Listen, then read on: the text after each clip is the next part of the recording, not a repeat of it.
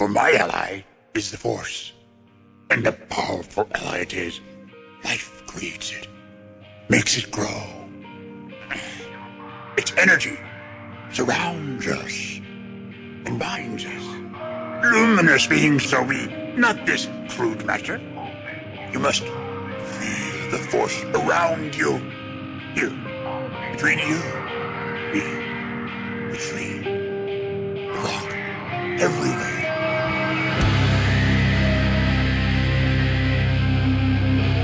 I am a Jedi, like my father before me.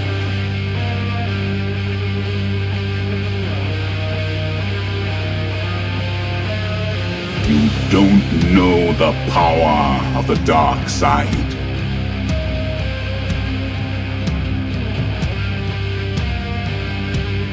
If you strike me down, I shall become more powerful than you can possibly imagine.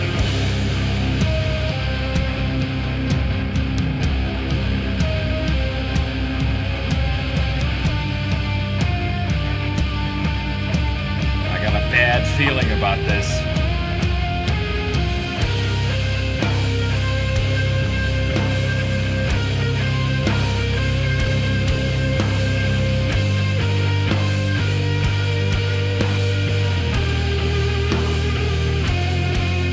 Welcome to episode 237 of Blue Harvest. I'm your host, Halls Burkhart. And I'm your host, Will Whitten. And Not Balls Hercart. not Balls Harkart or... Holy shit, if we change... I just realized this.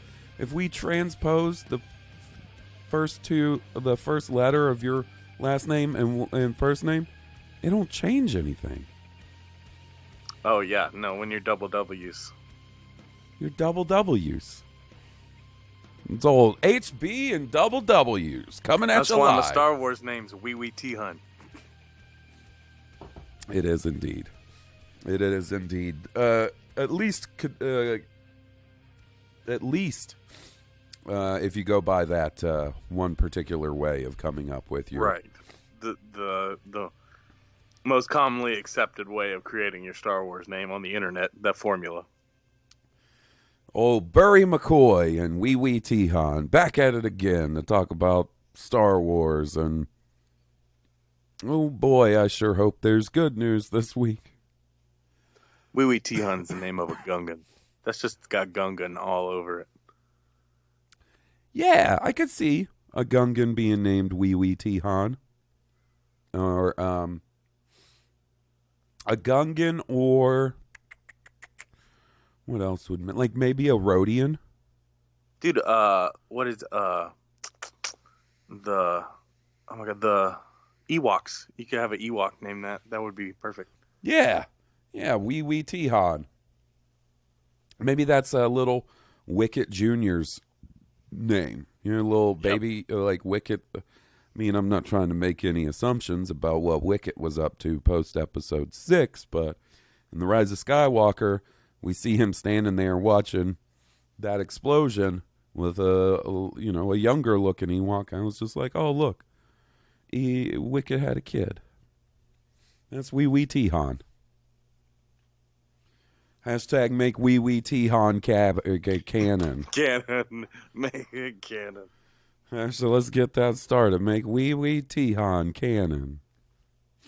So we got some stuff to talk about this week. Little update to the Obi-Wan situation. Some stuff that came out post-recording last week. Some cool behind-the-scenes stuff. And we finally have a date when we should find out about the mysterious Project Luminous. But before we get to all that, you can like us on Facebook at facebook.com/Blue Harvest Podcast. You can follow us on Twitter, Twitch, or Instagram at Blue Harvest Pod. Check us out on our new YouTube channel. Just search for Blue Harvest, a Star Wars podcast. There'll also be a link in the show notes for this episode. We have a Patreon. So if you enjoy our show and you want to help keep the lights on, that's what you say if you're like a cool, you got your shit together and you got a Patreon, like you say. Help us keep the lights on, like our buddy Robbo uses that for the Patreon for his video game podcast. So help us keep the lights on over at Blue Harvest Studios. For as little as $3 a month, you get access to our Patreon exclusive RSS feed, where we post all kinds of bonus podcasts. Oh No, It's Hall Solo, Cooking with Will, Star Wars Year by Podcast, Masters of Harvest Kasi, Padula Rasa, Jaws, Steve versus the Prequels, Blue Harvest Adventures, all kinds of fun stuff. If you're interested in checking out any of that fun stuff, go over to patreon.com/Blue Harvest Podcast. You'll be glad you did. Yeah, I'd like to think so. If you enjoy our show, then why not get a little more of it? So, I think that about covers the business. All right, so last week we talked about the Obi-Wan situation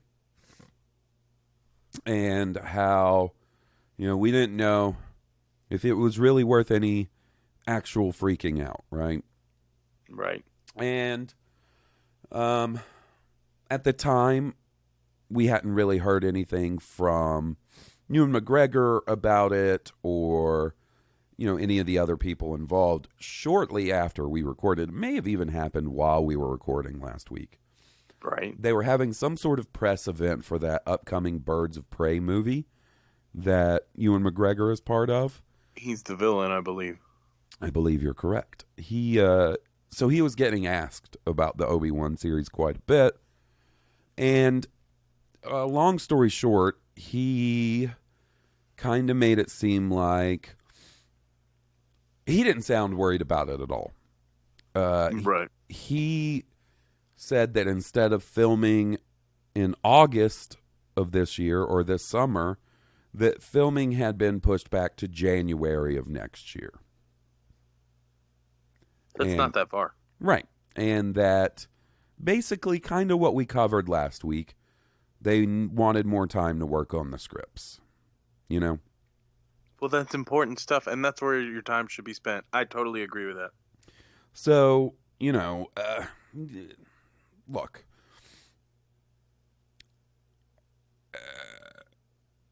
The dude successfully kept the Obi-Wan thing a secret for years, right?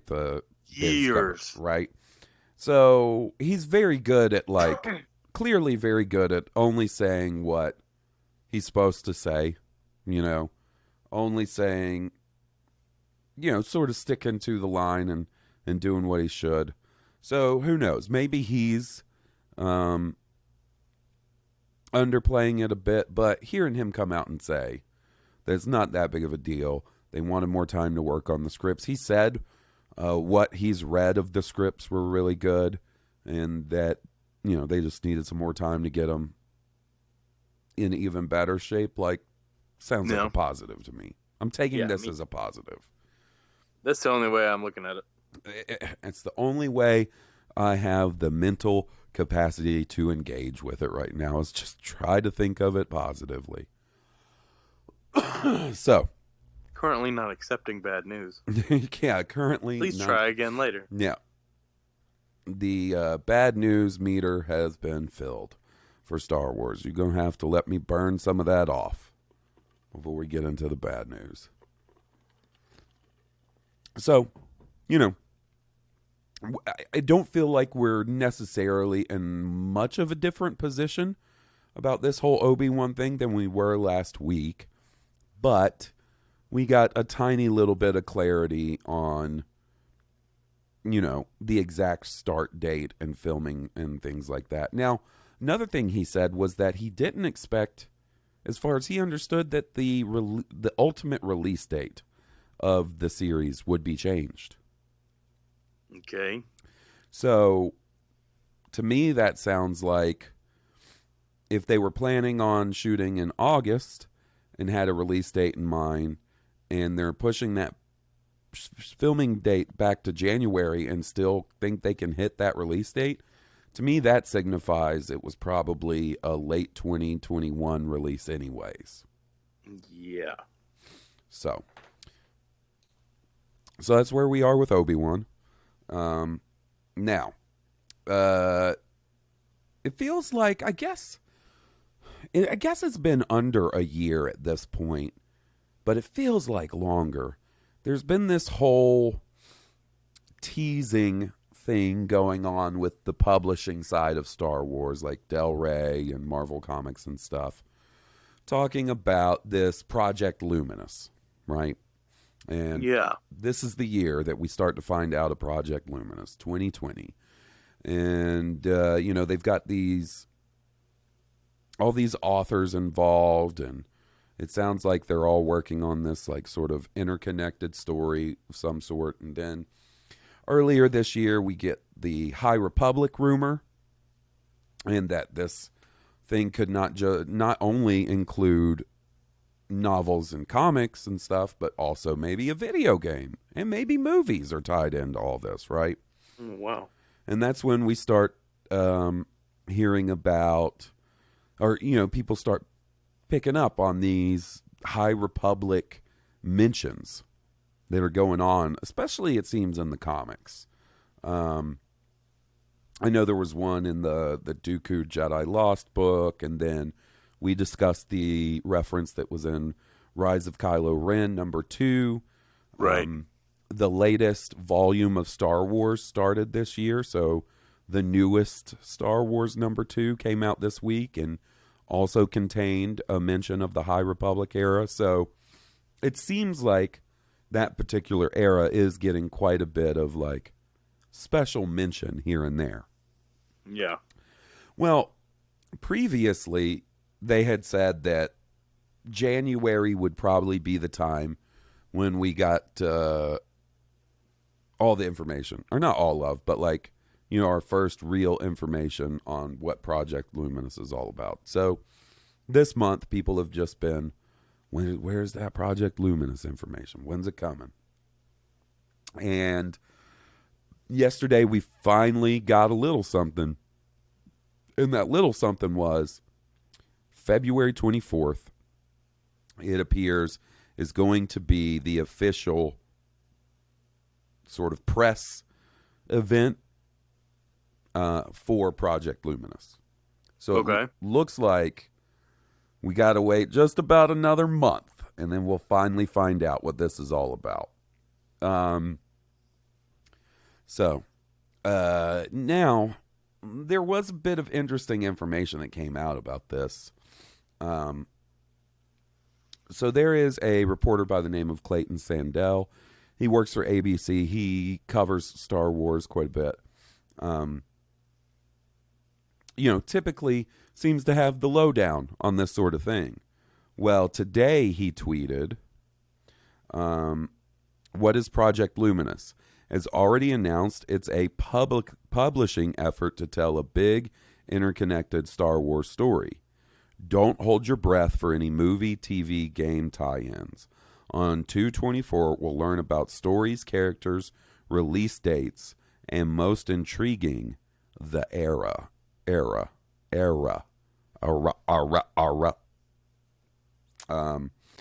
So he's saying that at least at this big event, not to expect any kind of announcement of TV, movie, or game tie-ins. Right. Which could sort of put a wrinkle in this whole idea of a Star Wars movie set in that era. Or it could just be that they're not ready to talk about that facet of it yet. Maybe this first event is just going on to establish the publishing aspect of it. We don't really know.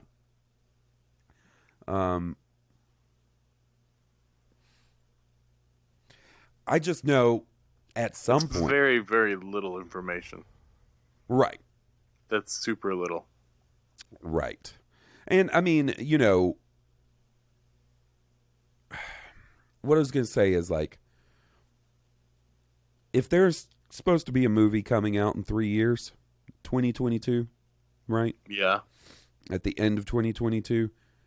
That has to get up and off the ground sooner rather than later for them to have the customary amount of time, you know, the 3 years or so it takes for them to make a Star Wars movie. Yeah. Under the right circumstances, a non-rushed Star Wars movie. So I would have to imagine that either someone is already signed on for that, which would probably be my feeling, is that they do have somebody in place for that movie. They just haven't announced it yet. Yeah. But you would think that that's got to be coming soonish too. And there, you know, there was also that rumor that the next director, the person in charge of the next Star Wars movie, would be announced in January. I mean, unless it happens once again tonight while we're recording, which is a little late for that, or tomorrow. Yeah. Seems, you know, you would want reporters there to cover it. Like, you don't just announce these things online, right? No, they definitely just announce these things online. Oh, okay. I mean, I thought you had I thought we were talking like a press release of information. No, I mean, what they would do is they'll do a release online, and then there will be a press release that goes up on StarWars.com that's like, you know, so-and-so, we're happy to announce that so-and-so is on board for the next Star Wars movie coming in 2022. This is what they had to say, and they'll be like, ever since I was a kid, I understood the indelible impact that a galaxy far, far away had on pop culture, and I can't wait to get my hands dirty playing around in this universe. You know what I mean? Like, they'll do that sort of that almost verbatim customary announcement thing. Now, there is another event where we could possibly get some sort of information. These things can be hit or miss as far as Star Wars information goes, but there is a Disney investors call going on next week, February the 4th, which is Tuesday. And those have been the source of some breaking information in the past. For instance, I believe the Cassian series was announced during one of those. I know, or at least I'm pretty sure, that the first mention of them doing a Star Wars live action show at all was during one of these investors' calls. And, you know, things of that nature. So, you know, maybe that's when we get the announcement, is next week. And that could be That'd about be cool. the first director and everything. But they got to get this train moving, man. You guys got to have stuff going on. I need that Star Wars movie in 2022. I'm being cool. I'm not going to complain too much about the fact that we don't get Star Wars this year or next year, and for the most of the year after that. I mean, theatrical Star Wars. Hawes said, "This is me cool. Right now, you see me? I'm cool. This is my You chill don't want to face. see me not cool. That's right. Don't push me. 'Cause I'm close to the edge. I'm trying not to lose my head. Ha ha ha ha. ha. So, I'm excited. I won't lie. I hope the whole Project Luminous thing, once it's all said and done, does, like we were talking a couple weeks ago, allow them to set the ground, the tone, the feeling of a different era of Star Wars before they kick it off in live action movies, right? That's what I really hope. And I could see myself really getting into the books and comics associated with that idea. And I want that. You know what I mean? I want to be able to dive into this unexplored era of Star Wars. Fresh lore. Yeah, read the books. Absorb. Meet new characters and just get way into it and feel like it's leading into something, and also a little bit better connected than maybe things have been thus far, you know? Yeah. So that's what I hope we're in store for. You know, I'm not, I don't know. I just don't know what to say. I guess it's a wait and see game at this point. We'll see what happens. That's the only option we have. You know, Yeah, we they have don't very give- little information to go on. They don't give us much more to go on or to hold on to. So, all right. That sort of covers the Project Luminous thing, I guess. So this week we had something pretty cool happen. Now, we're not going to be talking about Resistance Season 2 this week. We're going to do that next week because I still haven't fully caught up. I'm on my way. By next week, I should be nice and caught up, and we can just cover sort of Season 2 as a whole. I'm going to be sending you some more pictures right now because following the series finale of Resistance, they did a post on StarWars.com where they showed off the actual on-screen models, like the digital models they used for 3 of the Resistance ships that show up. That's awesome. Yeah, they show up over Exegol in the big final battle. And so we've got the Fireball, we got Torredoza's ship, and Jaeger's ship. And they look so fucking cool in live action. That's awesome. Yeah, it really, that's one of the things I think is going to be kind of cool about Rise of Skywalker once it hits home video, is the ability to have like a really clear, nice 4K version that you can pause and try to pick up on all these little things, especially all the different ships in that crazy fleet part. Right. Jessie doesn't follow law when she's drinking White Claw. No laws. When you're drinking claws. Vomit. All right. So, man, I had a brain fart. I was trying to fucking joke with Jessie about drinking White Claws, and I hit a fucking pothole. This fucking coronavirus is getting me, buddy. Is it really? You got it? You probably got the SARS and the MERS to go with it. I know I don't have coronavirus. You know what I mean? Like, I haven't been in contact with anybody that's been to that specific region. But I won't lie. Ever since last week when I got sick, over the weekend when it was probably at its worst, there may have been a few moments where I was slightly anxious that maybe I had coronavirus. Hawes was like staring up at the ceiling like, this is it. This is the big one. This is how I go. Coronavirus. Maybe. I got that virus from drinking too many Coronas. Hey, man, you got to know I'm smarter than that. I'm not one of these dipshits. Would you be surprised to learn that a bunch of people were looking that up on the internet? Yeah, I know. That's what I'm saying. You got to know I'm a little smarter than that. I'm not saying I'm, Einstein over here, but I know you don't get fucking the coronavirus from drinking a Corona.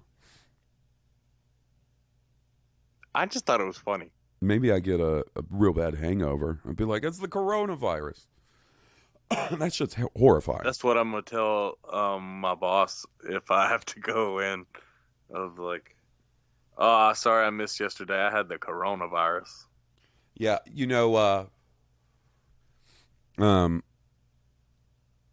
I can't remember what they called it, but I worked for a computer repair shop / internet service provider, right? From the year from like 2000 to 2005. So that means during that time, 2 separate Star Wars movies released while I was working there. And my bosses had this joke, like this inside joke between them about how I would call in sick the day those movies came out. I mean, because you did. Well, no, actually it didn't. I had no need to because the place closed at 9 and we went to midnight premieres. So, like, I could still go to my job and I was fucking broke. Got to go repair these stupid computers for people. I'm broke, bitch. I'm broke. All right. So what were we talking about? The ships. Tangent. Right. The ships. Yeah, they look so really they cool. do show up in the big final battle in Exegol. Yeah, I'm wondering. Along with the Ghost. The Ghost and several other ships. Dash Rendar, or whoever Dash Rendar's ship went to. Wait a second. You telling me the Outriders in that scene? I thought so. This could be me misremembering, but I thought I read that it was. But I don't know that it is now. Now I might be a little embarrassed. A boy can dream. Man, I hope the Outrider's there. Let me search it. You keep going and I'll look it up. And I hope Dash Rendar's in there. I hope his droid buddy's in there. Can't ever remember that character's name. I hope Snuva is in there. I hope Shizor is nowhere to be seen. Get that creepy green fuck out of my face. Shizor. Prince Shizor. I thought it was Sizor. Oh, so did I. Boy, I got corrected on that. Prince Shitzor is more like it, you piece of shit. With your fucking creepy pheromones and shit and your sex robot. Star Wars real doll. I wonder if the Colossus is in that scene. I remember people... So I've seen a lot of people that are getting like copies of the movie from less legitimate means and posting a lot of screenshots and stuff. But they're not the highest quality because it's someone filming the movie in a theater. But I have seen some people going in and doing like bits of research and pointing out different ships and stuff, and I don't know. There's some huge ships in there. Yeah. Now, I don't know that I've seen anybody point out the Colossus, and you would think that if the Colossus was in there, they'd show its model along with the. There's a big vertical ship in there in the back right corner of this picture, but I mean, it could be the Colossus, but it would have a different paint job. I gotcha.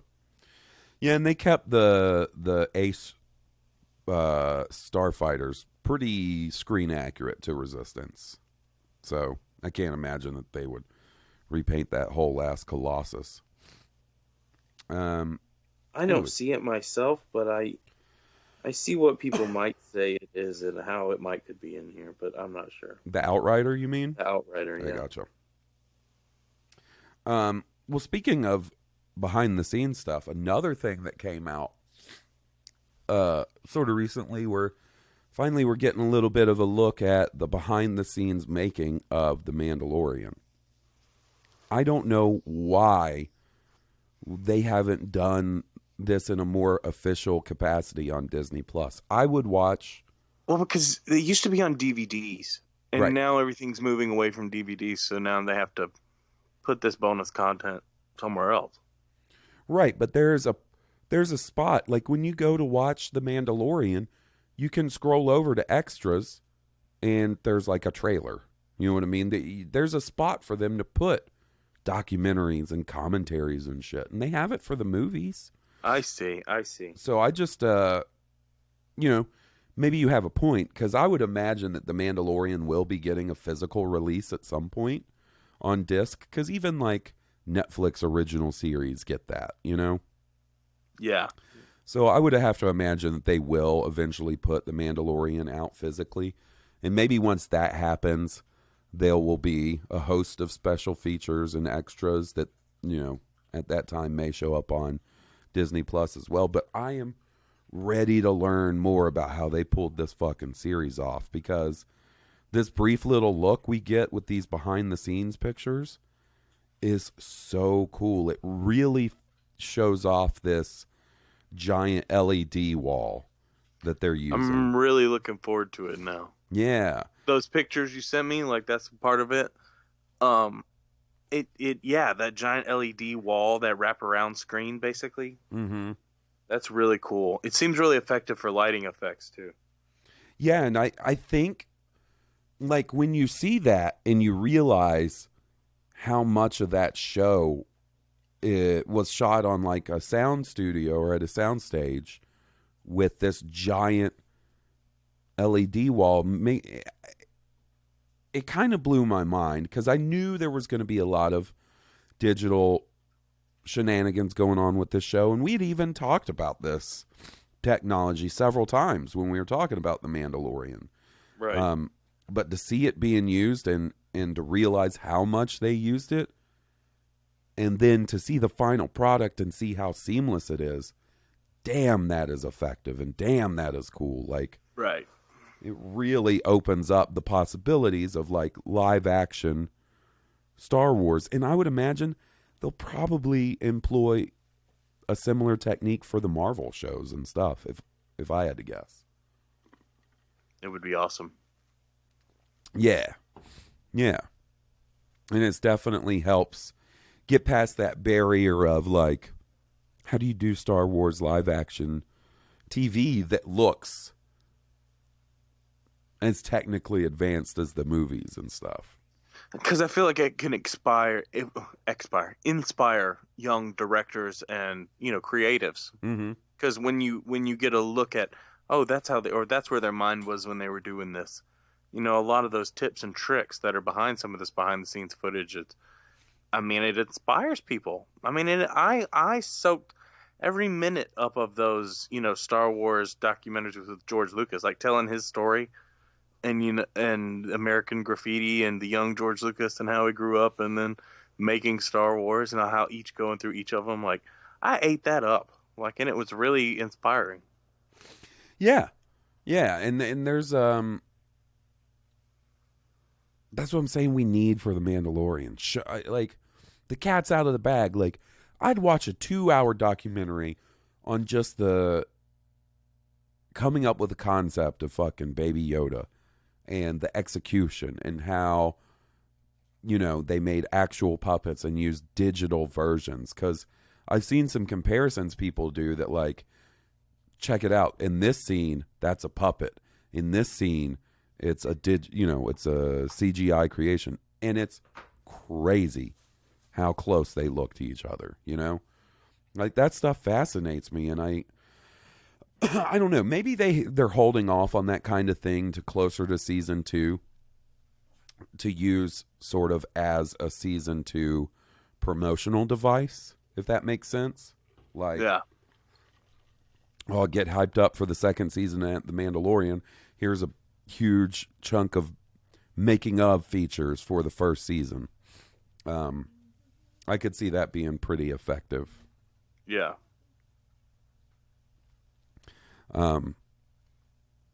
I just hope we get it sometime soon. You remember when we were talking a few months back about Bill Burr being in The Mandalorian? This was before, the show actually came out, and he was talking about on his last day of filming, they brought the rough cut of the first trailer in and showed it to everybody on that giant LED screen. That's cool.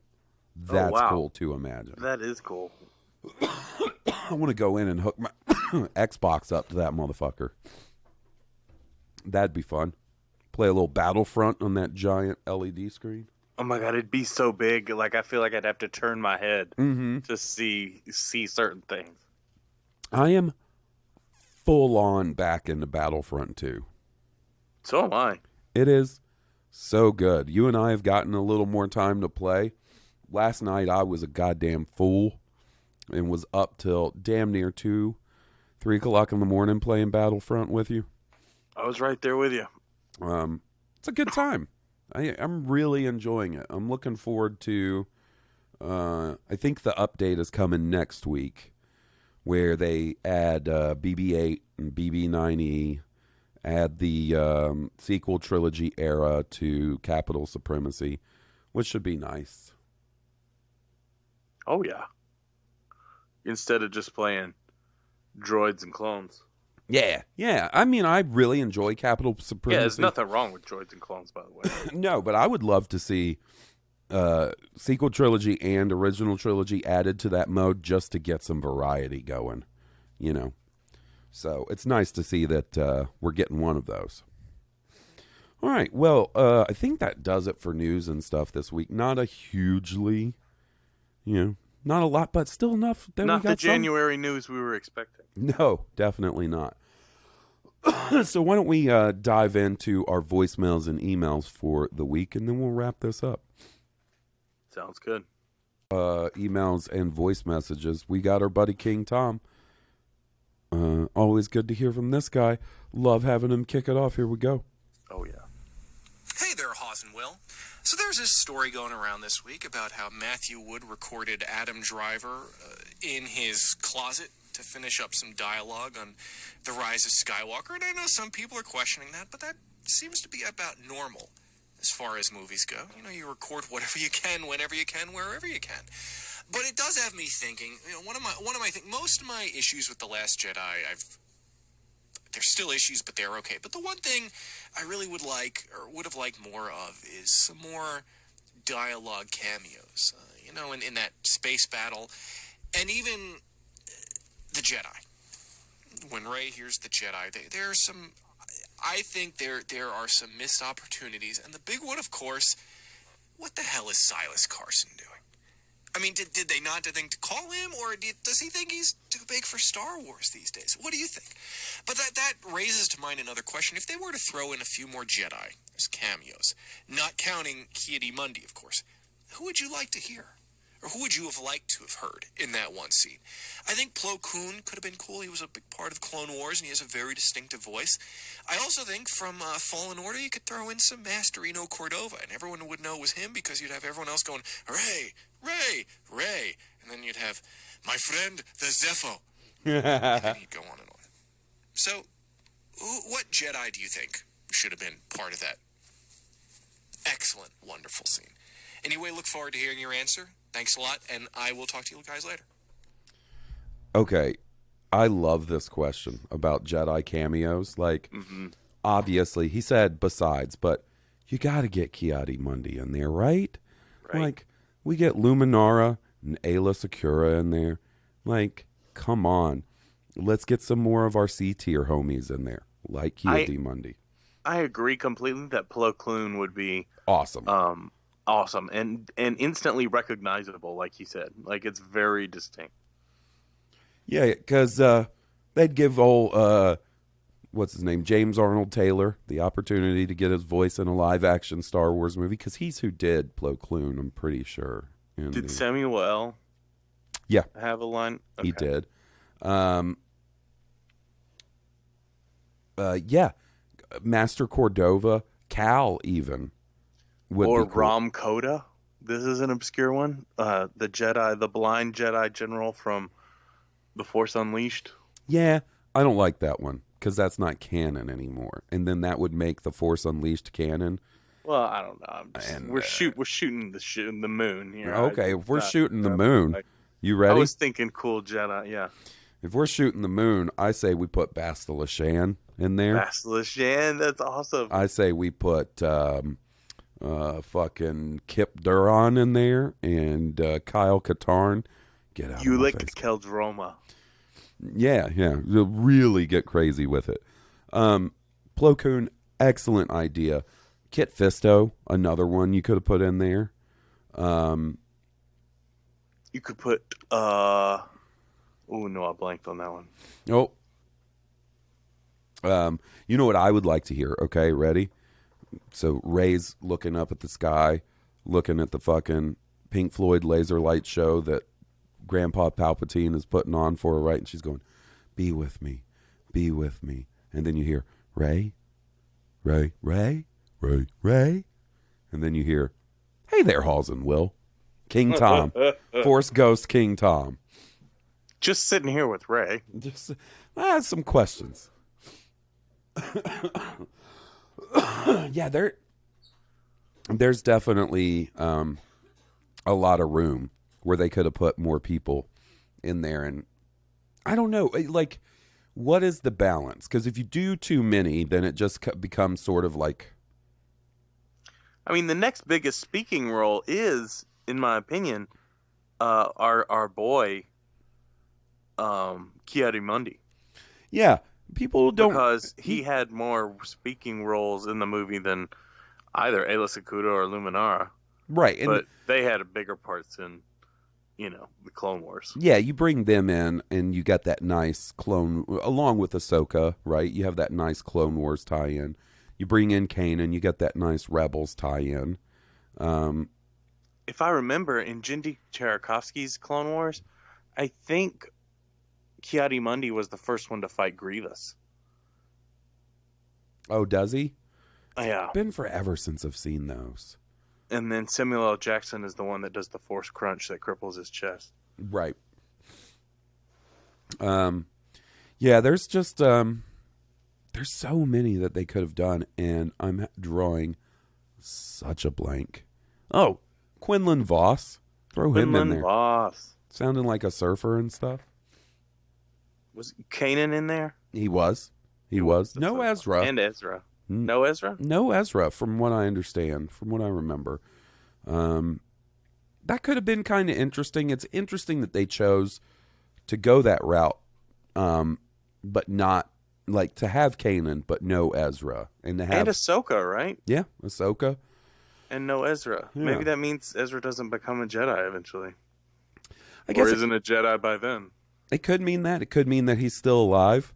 Could mean that his Force spirit was just taking a nap when the call went out. So, who knows? That's one hell of a voicemail. It sure is. It's like when you get a voicemail from one of your friends while they're drunk at a party. And then it's a celebrity leaving you the voicemail. Yeah. I just get voicemails about fucking scams. That's the only voicemails I get. Yo, it's Johnny Grasso. No, I just answer the phone for Johnny.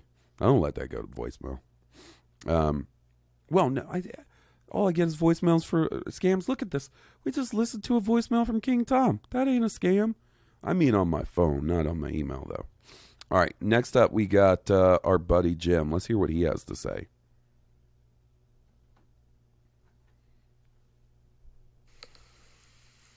Hey, Hawes and Will. Good evening, guys.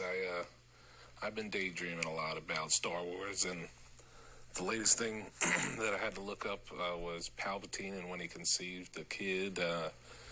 And I think that I read that it's 8 years before Vader gave him the shaft is when he had a kid. So when he was thrown down that thing, he had an 8-year-old kid. And I think it's, so that means that his lady, that he was very pruny when the act went down. So, yikes! That's had to be really lovely for that lady. Must have been a special evening. The other thing I thought of, man, and it gets me really excited, is I think we all know that Rey and Finn and Poe are going to be back in another movie. I'd say another trilogy. I'd like it to be 10 years from now, 15 years from now, and Rey and Finn have a couple kids, and they are starting the academy and all that good stuff. That's what I really hope. But, man, I thought of this, and it just rang so true to me. Like, I think it's going to happen. Rey will meet baby fucking Yoda, dude. She's gonna meet Yoda, man. She's gonna meet baby Yoda. I swear, they're gonna have some good times. They're gonna fuck some people up. I'm pretty sure. But does that excite you? Is that what you would hope for? How long would you want to wait? I mean, I hope they make it next year and just age them up a bit. But let's have some breathing room for a little bit. But I'm down for that. So just let me know what you guys think and ignite that green. See ya. I mean, the idea of Rey starting a Jedi academy or her own Jedi temple and baby Yoda is there alongside her. Yeah, I love that idea. Love it. Rey and Finn. Like, I like the idea of Rey and Finn starting a Jedi Yeah. order. Oh, yeah. And like Rey could mean baby Yoda. That would be cool. Yeah, I mean, I can't say I would hate it. I would love it. It's perfectly feasible. So you got to figure, always fuck up. So I think Jim might have been slightly off with his timeline stuff. I think if we read the same thing, and there's no hard and fast answer to this, it's just people doing math based off of like the actor's age that plays Rey's dad. It was 8 years after Revenge of the Sith, not 8 years before Return of the Jedi, that he had a kid, which would still, by the way, mean that he was all nutsack, wrinkly Palpatine. Do you know the awful, probably children he had to sacrifice to do the ritual to make those old, wrinkly Sith pruned balls produce an heir? I don't know, man. It was like, you know what I imagine it was like? It was like when you take a bottle of baby powder, you know what I mean? And you squeeze it, and it goes, and baby powder goes everywhere. Yeah. That's what I imagine getting it on with Palpatine is like. I imagine it to be you've used all the toothpaste in the tube. You've rolled it up as tight as you could and used all that, and you're trying for that very last bit, and you're squeezing that rolled up toothpaste tube so hard for that very last piece of toothpaste that you're not going to get. I need this last bit of Aqua Fresh, motherfucker. I got sweater teeth. One more day. I said this tube wouldn't last a week, and here we are on month 2. One more day. So if Baby Yoda, if he's 50 by the time of The Mandalorian, by the time of the sequel trilogy, he would be, I don't know, man, roughly 75 or something, 75 or 80. So he'd probably still be pretty much a baby, right? I was going to say, if we just double the age he's at, let's like say, how is it at 50? He's maybe what, 2 or 3? Yeah, probably. Maybe 2. So let's say he'd be 4 or 5. You know? So, and that's just a stab in the dark. I have no idea how they age. I'll be interested. I don't think. Look, we're being real here. I don't think we're preparing ourselves for some kind of fucked up story where Baby Yoda dies, right? So no, to me, Baby Yoda's got to join his tribe at the end, whether that's Force users or other Yodas, you know. Yeah, and I hope Baby Yoda's story isn't that he goes and joins up with Luke and Ben Solo, because things don't work out well for those jokers. You know what I mean? So I'm hoping that he is with the other Yodas or something like that. So he is available to be around post-sequel trilogy. What's so funny is Taika Waititi getting bent out of shape about everybody calling him Baby Yoda. I mean, Baby Yoda's not his name. Like, all right, okay. Well, I don't know what else we're supposed to call him. Like, that's all. I know he's the child, but or the asset. I don't like either of those. I'm going to call him Baby Yoda until they give us its actual name. Right. Which he is Baby Yoda. Like, that's in the pop culture. That's just how people know him. Like, yeah, and it's so easy. Yes, we all realize that's not actually the baby version of actual Yoda. Like, I know his name is Din Djarin, all right, but everyone's going to call him Mando or the Mando. Like, that's what everyone calls him more than, you know. I'm still not used to the whole Din Djarin thing. I still call him the Mandalorian. Yeah. So I call him Mando because that's what, you know, Apollo Creed calls him. Yeah, and this is the thing. All these people got privileged information. Like Bob Iger's talking about, oh, I know Baby Yoda's real name. And, you know, all these. Well, that's fine, man. But until you give us that information, Bob, I'm going to call him Baby Yoda. Okay, Bob? Right. Okay, Bob. You billionaire? Can I get a ride on your fucking boat? I gave you guys a couple of bucks over my lifetime. Not even just with Star Wars. I've been to see a Pixar movie one or two. You know, Bob. You can thank Jon Favreau for maintaining the mystique around all of this and not marketing it ahead of time. You know what? I've been to your parks a couple of times, Bob. Could I maybe get like a sandwich or a ride on your hovercraft? You know Bob Iger's got a hovercraft. I'm sure.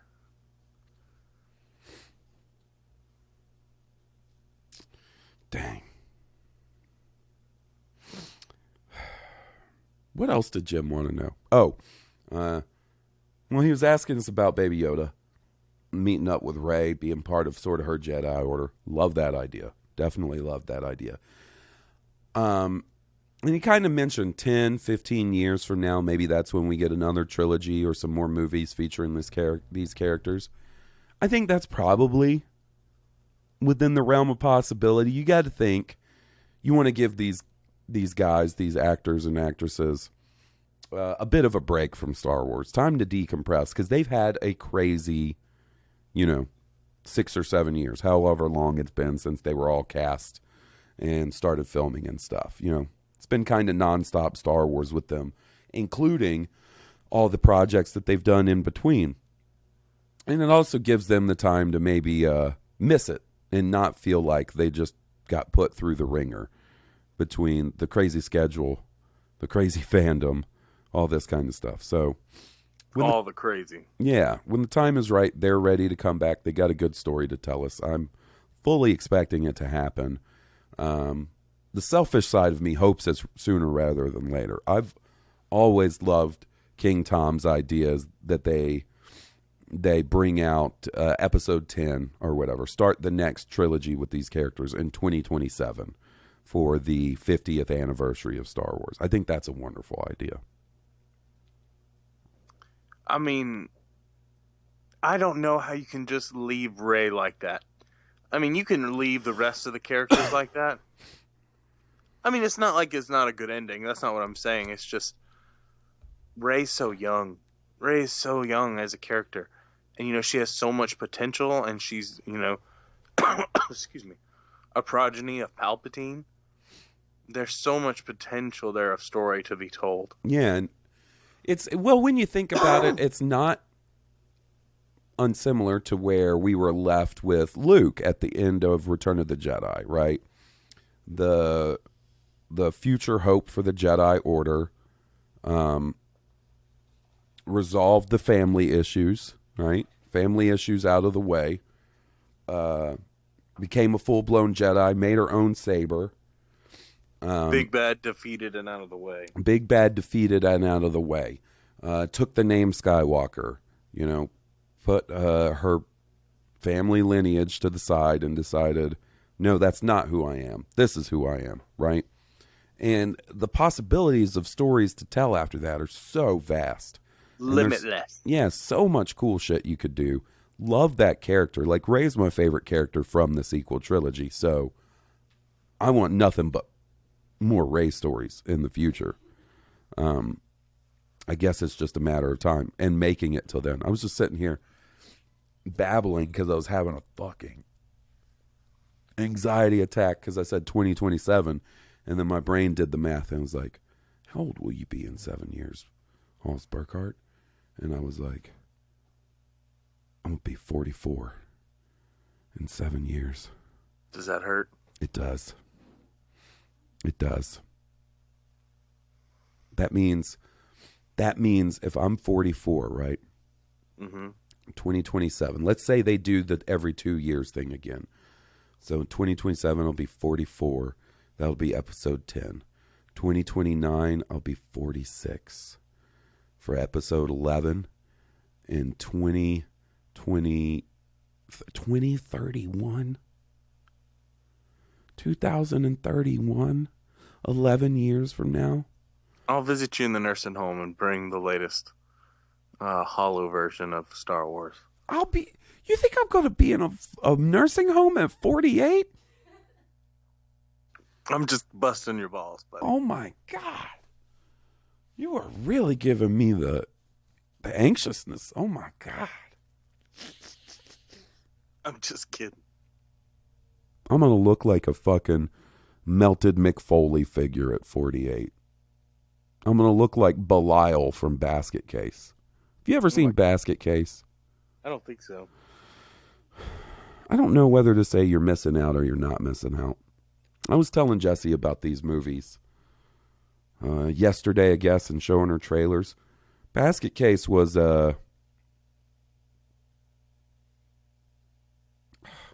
Jessie's texting me dark shit. You guys just throwing cogs in the wheel. Or throwing, I don't know. What's the dark shit she was texting me? She just texted me and said, I'll take us both out before you're in a nursing home. Ooh. She wants to kill me so bad, dude. That's a story that ends in murder-suicide. Or maybe just murder. Basket Case was a trilogy, speaking of trilogies, of horror movies that ran through, I don't know, the 80s into the early 90s. It's about this kid that's born with a conjoined twin, but his conjoined twin kind of looks like a fucked up version of Krang from the Ninja Turtles.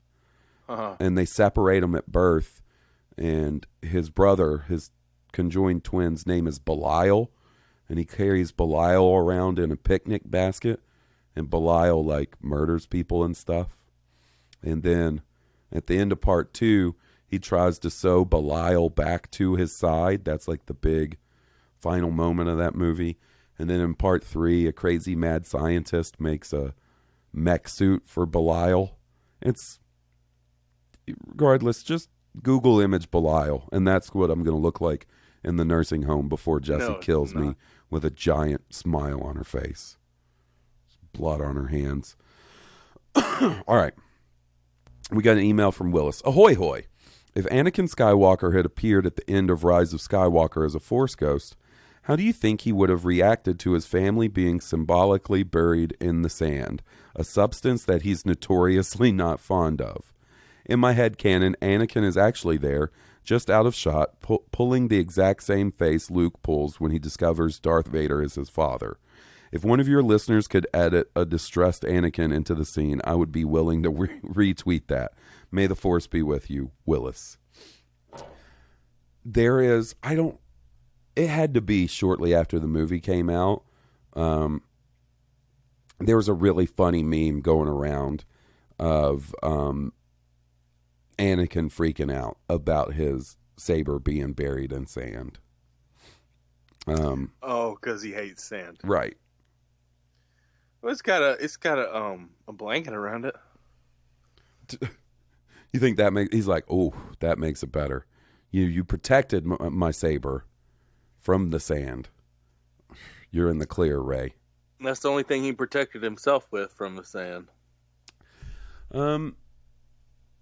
Yeah, I guess I don't really know. Like, I love the moment of Rey burying the sabers and then revealing her own saber. I love, like, that she's putting her master's sabers, to bed, but away for safekeeping. Yeah. And as we discussed on, like, the reaction show, and since, like, that is nothing but an opening for some future story set way later in the timeline, right? You have a Force-sensitive individual on Tatooine who senses those sabers in the sand, pulls them out, and we're off to the races. Adventure begins. You know what I mean? But I guess I don't really quite understand. I understand why they did it. You get to see Tatooine again. You get to see the Lars homestead again. It kind of circles back around to where the adventure for Luke began in the first place, and where the adventure began for Anakin, right? I was about to say, things were put to bed where they all began. And I totally get that, but, like, what significance does Tatooine necessarily have for Leia, you know?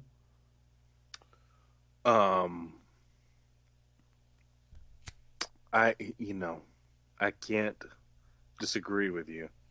And I can... Well, it was the birthplace of her father. It was the birthplace of her father. I guess, if you think about the events of A New Hope, if it wasn't for the shit that goes down in the atmosphere above Tatooine and on Tatooine, like, she would have never met Luke. She never would have met Han and things like that. I guess if you're going to be buried on your family's ancestral lands, it's that or Naboo.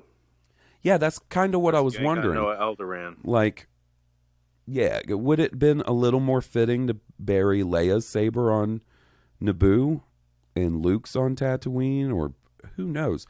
I kind of like the idea that Anakin's saber is buried at the Lars homestead, where his mom is also buried. Yeah. I do like that connection, so it's tough. I don't know. All right. Next up, we have an email from our buddy Richard Howard. Hawes and Will, I just have to remark, when you guys are freestyling with the comedy over top of everything else you're talking about, you are just simply funny. So funny that I find myself snorting because I'm laughing so hard. Thanks for the smiles. In all seriousness, I would love to hear some Hawes and Will fan fiction. Well, thanks, buddy. I'm glad we can crack you up every now and then. Yeah, make somebody smile. Yeah, I like that. The fan fiction is going to happen next time Will comes to Birmingham. Next time Will comes to visit and has some free time to sit down at the table with me, we will be recording the first fan fiction. And you better be ready, because I'm having my acting pants on. Oh, Jeremy Irons this shit. Fuck yeah, that's what we need. So, look forward to that. Coming sometime this year. All right, we got one more email, and then we'll call it a night. This is from Kyler. Hey, Hawes and Will. It's your friend from Florida, Kyler, again. I was daydreaming at work today, thinking on how Dave Filoni and his team can wrap up a cohesive story to the Ghost Crew. I had a few thoughts and opinions on possible script ideas.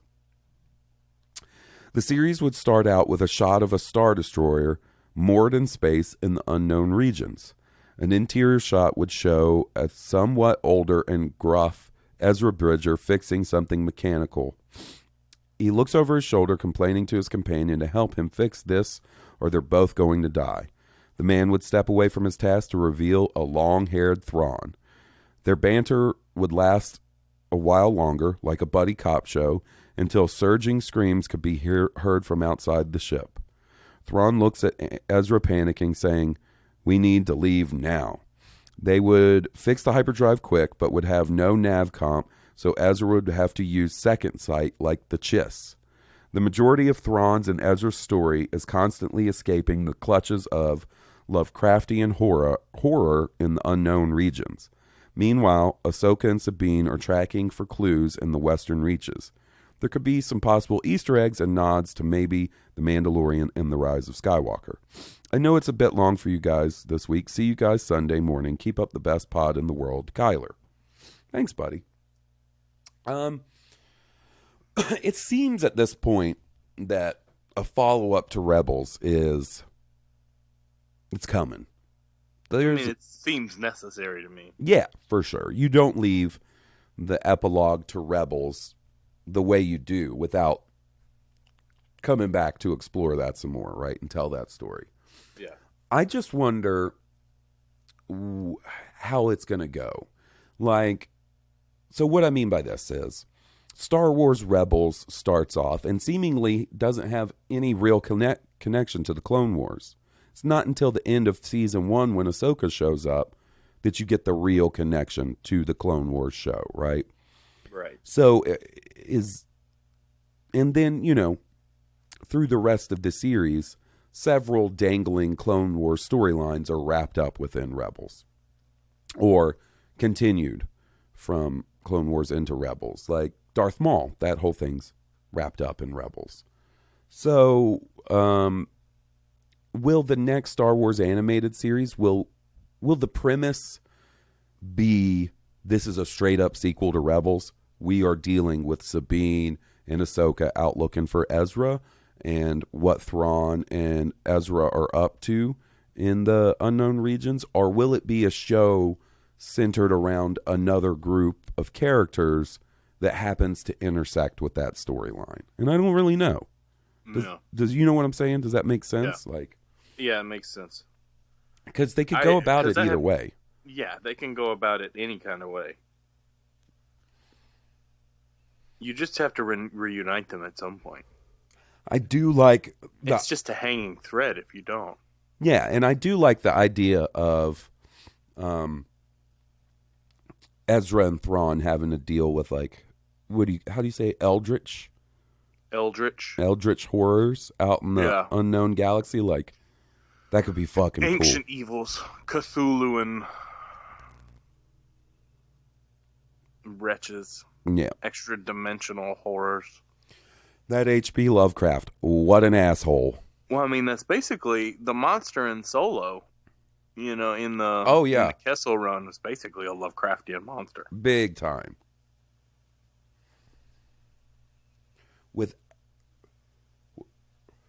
Without a doubt, that is for sure an influence on that creature design. Yeah, I'm looking forward to it because I really like Ahsoka and I really like Sabine. So that side of the story interests me more than the Ezra and Thrawn stuff. Not that that doesn't interest me. I definitely want answers to that, but you got to come up with a good reason to why they're stuck out there, right? And what is that? That's a compelling question to me. Like, yeah, I don't know. Whatever it is, I hope we get some sort of announcement. Because that last hyper jump he took was a one-way hyperspace jump, right? Yeah, I can't remember the circumstances behind that and the explanation, but I think it was a hyperspace jump into the unknown regions without really knowing where they were going. Like, it was an emergency jump to get out of there. I can't remember, though. It's been a while since I watched Rebels, and it's definitely on the list of things to rewatch related to Star Wars. That's probably what I'll do once I finish getting caught up with Resistance. Right on. Especially once they announce, the sequel series or whatever it ends up being. That'd be a nice way to prepare for that, is rewatch all the Rebels. And it's super easy to access now that Disney Plus is out, and it's all on there. So I think that does it for us this week, buddy. Thanks for recording with me. Dude, thank you for recording with me.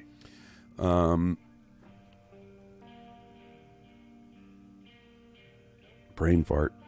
Pothole. Oh, if you guys like our theme song, please be sure to check out the band that was kind enough to provide the music. They're Stoned Cobra. You can find them on iTunes, Spotify, and at stonedcobra.bandcamp.com. Leave us a 5-star review on iTunes if you haven't already. It helps us out a ton, helps other people find the show. And until next week, where maybe we'll be talking about something cool that happened at the Disney earnings call, or whatever that is. Hopefully.